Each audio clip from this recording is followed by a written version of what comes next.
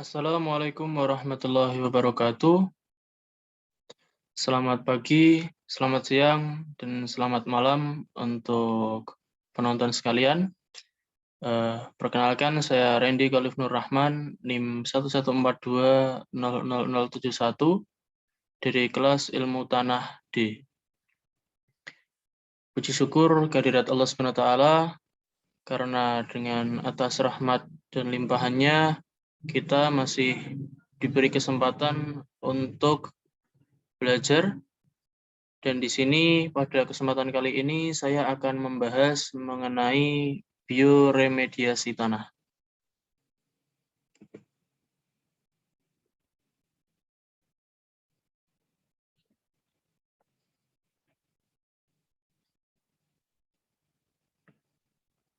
Sebelumnya kita awali dengan pendahuluan.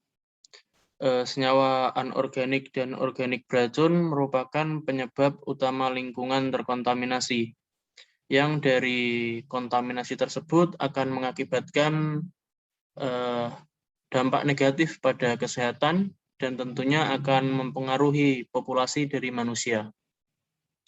Contoh kasusnya dari kontaminasi tersebut adalah oli dari mesin bekas yang dilepaskan seenaknya pada lahan bebas.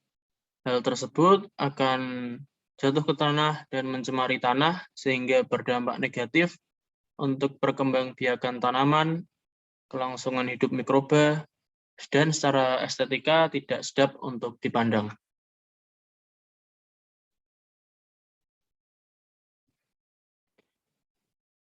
Limbah-limbah tersebut tadi berasal dari berbagai macam sumber.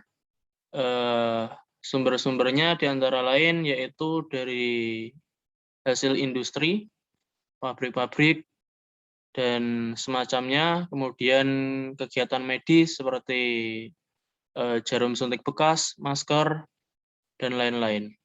Selain itu, terdapat sumber limbah yang berasal dari kegiatan pariwisata, mungkin dari sampah para pengunjung, atau semacamnya. Kemudian yang berdampak besar, yang merupakan sumber besar dari pencemar lingkungan, salah satunya adalah limbah dari rumah tangga, yaitu hasil dari kegiatan yang ada pada rumah tangga. Selain itu, terdapat juga sumber pencemar berupa kegiatan pertanian, seperti pupuk dan lain-lain yang dapat mencemari tanah dan lingkungan lainnya. Sebelum itu, kita harus mengetahui apa itu remediasi.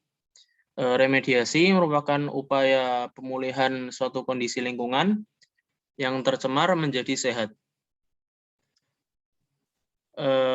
Lingkungan yang tercemar itu akan dikembalikan seperti semula dengan cara membuang atau menghancurkan senyawa-senyawa kontaminasi yang ada pada lingkungan tersebut. Salah satu teknik konvensionalnya yang digunakan untuk remediasi adalah menggali tanah yang terkontaminasi dan kemudian memindahkan atau membuangnya ke tempat pembuangan akhir, atau menutup dan menampung area yang terkontaminasi dari suatu situs tersebut. Dapat kita lihat pada gambar ini, merupakan suatu gambaran dari apa itu remediasi.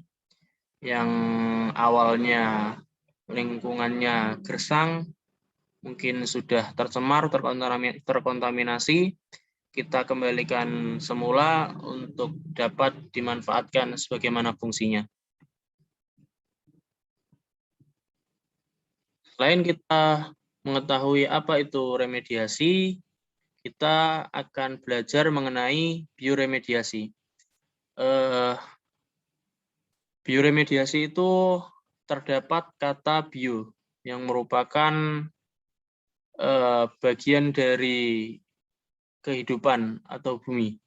Bioremediasi ini adalah penggunaan organisme hidup dalam remediasi tadi.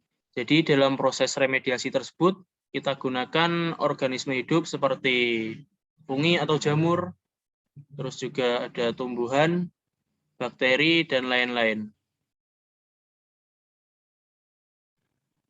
Penggunaan mikroorganisme atau organisme tadi itu bertujuan untuk mendegradasi atau mendetoksifikasi atau mengeluarkan zat yang berbahaya bagi kesehatan manusia dan lingkungan yang telah mencemari lingkungan tadi. Jadi dengan adanya organisme dan lain-lain akan digunakan untuk mengeluarkan istilahnya racun-racun yang ada pada lingkungan. Setelah itu terdapat faktor-faktor yang mempengaruhi dari bioremediasi itu sendiri. Faktor yang mempengaruhi berlangsung atau jalannya bioremediasi yaitu antara lain yang pertama konsentrasi kontaminan, yang kedua potensi redoks dan kandungan oksigen, yang ketiga ada suhu, yang keempat ada kelembapan, dan yang terakhir yang kelima ada nutrisi. Yang pertama konsentrasi kontaminan.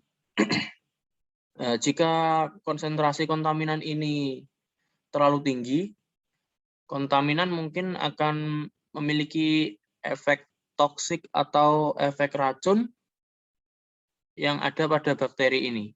Sebaliknya, apabila konsentrasi kontaminan tersebut rendah, itu dapat mencegah induksi enzim dari degradasi bakteri. Yang kemudian faktor yang kedua adalah potensi redoks dan kandungan oksigen. Itu merupakan menggambarkan kondisi dari pengoksidasi dan produksi sendiri dari mikroorganisme. Yang kemudian ada suhu. Suhu ini secara langsung mempengaruhi dari laju metabolisme yang ada pada mikroba dan mempengaruhi aktivitas mikroba yang bekerja pada lingkungan. Selanjutnya ada kelembapan. Kelembapan ini kita ketahui mikroba membutuhkan kelembapan atau kandungan air sehingga mikroba tersebut dapat hidup pada lingkungan sehingga dapat digunakan untuk proses bioremediasi. Yang kemudian selanjutnya yang kelima adalah nutrisi, dibutuhkan untuk pertumbuhan dan pembelahan sel pada mikroba tadi.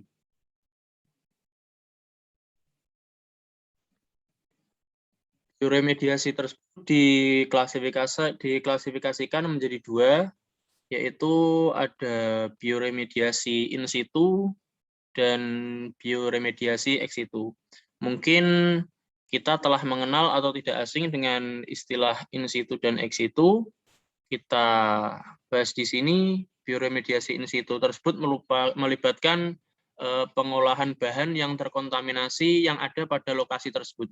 Jadi kita olah, kita remediasi lahan pada tempat aslinya.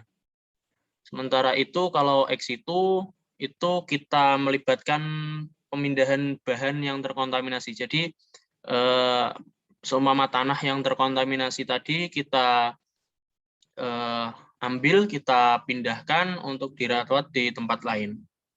Mungkin kelebihannya dari yang lebih menguntungkan, yang lebih mudah itu in situ karena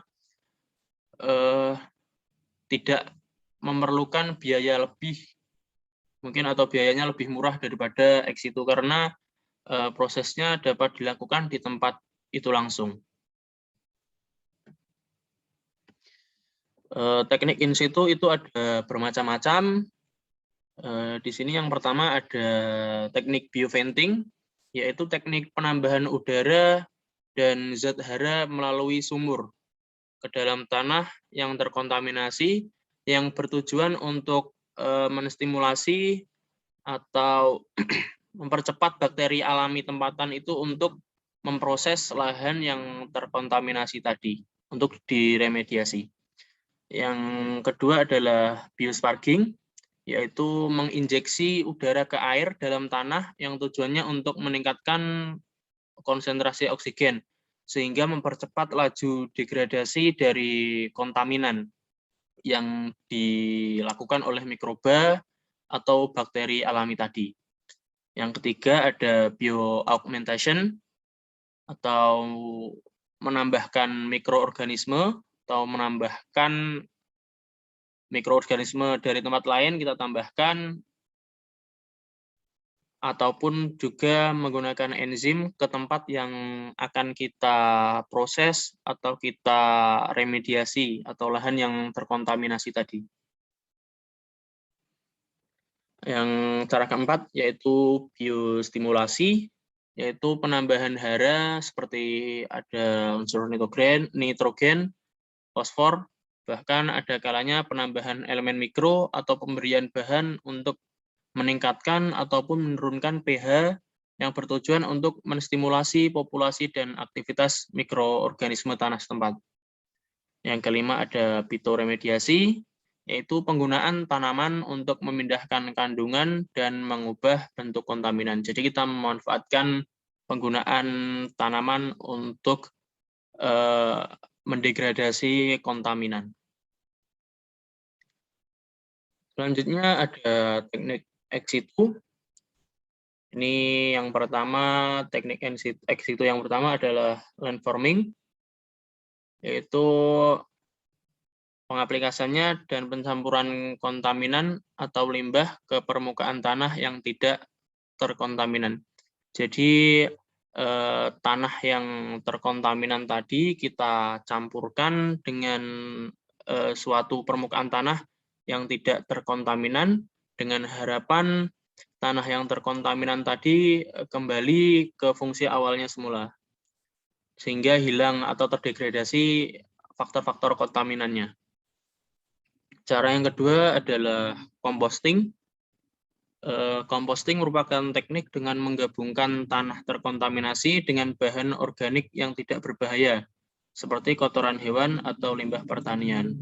Kalau composting ini mungkin hampir mirip dengan land farming, tapi bedanya kalau land farming ini kita campurkan antara tanah yang terkontaminan dengan permukaan tanah yang tidak terkontaminan. Tapi kalau composting ini kita menggabungkan tanah yang telah terkontaminasi tersebut dengan bahan organik. Contohnya seperti pupuk, kotoran hewan, atau limbah pertanian yang bebas dari kontaminan, sehingga harapannya tanah atau lahan yang terkontaminasi tadi kembali ke fungsi awalnya semula. Yang ketiga adalah metode biopills, yaitu merupakan hybrid atau campuran dari land farming dan composting. Jadi kolaborasi antara metode land farming dan composting. Selanjutnya akan kita bahas mengenai keuntungan dari bioremediasi, yaitu yang pertama keuntungannya teknik ini tidak terlalu mahal atau memerlukan biaya yang sedikit, kemudian tidak menghasilkan limbah yang baru. Yang ketiga, dapat bekerja pada senyawa organik maupun anorganik. Yang keempat, dapat dilakukan dengan cara atau metode in situ maupun ex situ. Yang kelima, mudah diimplementasikan dan dikelola. Jadi cara pengaplikasiannya mudah dan dapat dilakukan oleh kalangan siapa saja.